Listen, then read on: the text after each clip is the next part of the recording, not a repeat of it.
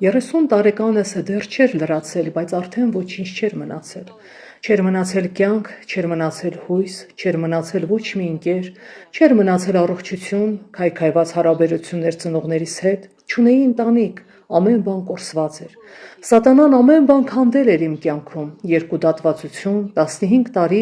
ալկոհոլային եւ թմրադեղային կախվածություն, ոտքերիս եւ ձեռքերիս թրոմբոֆլեբիտ, 2 միկրոինսուլտ, բոլոր ներքին օրգաններս քայքայված էին եւ ներսումս ոչ մի հույս։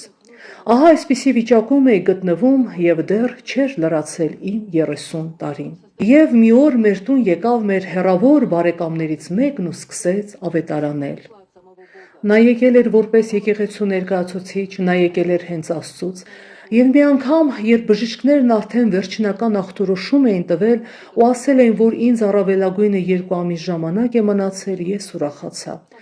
Ուրախացա, քանի որ մինչ այդ ես մի քանի անգամ փորձել էի վերջ տալ կյանքիս, բայց ինձ մոտ չէր ստացվել, ու ես դրանից ավելի էի տանջվում, քանի որ տեսնում էի, որ ոչ ապրել եմ կարողանում, ոչ մեռնել։ Եվ մի անգամ մայրս պատմեց, որ մեզ մոտ կա մի զարմանալի եկեղեցի, վերականգնողական կենտրոն, որտեղ Աստված հրաշքներ է գործում։ Եվ ահա կյանքումս առաջին անգամ ես գնացի եկեղեցի պաշտամունքի,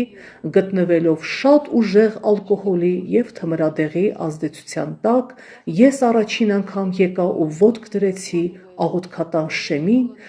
եւ առաջինն ինչ որ զգացի դա այն էր, որ ինչ որ մեկը նայում է ինձ։ Ես նայեցի շուրջ բոլորս եւ տեսա, որ ոչ մեկ չի նայում ինձ, բայց ես ինձ վրա զգում էի ինչ որ մեկի սևեռուն հայացքը։ Ես նայում եմ կողքի մարդկանց եւ տեսնում եմ, որ նրանք իրական են, որ նրանք իրապես երջանիկ են, որ դա կեղծ երջանկություն չէ։ Ես հանեցի գրպանիցս ծխախոտը, տվեցի մորս ու ասացի՝ «Դեն գցիր, ես այլևս չեմ ծխելու»։ Մի քանի րոպե անց ես ասացի՝ «Գնա տուն եւ թմրադեղերը, որոնք մնացել են, դեն գցիր, ես այլևս չեմ ընդունելու դրանք»։ Մայրս նայում էր ինձ ու վախենում էր ինչ-որ բան հարցնել, որ ինձ չվախեցնի։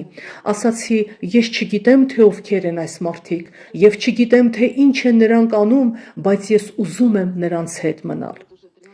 Ծառայությունից հետո մենք մոտեցանք ծառայողին եւ ինձ թույլ տվեցին մնալ, եւ ահա 13 տարի է, որ ես Աստծո ողորմությամբ գտնվում եմ այդ եկեղեցում եւ Աստծո ողորմությամբ կարողանում եմ պահել հավատարմությունս ու ծառայել նրան։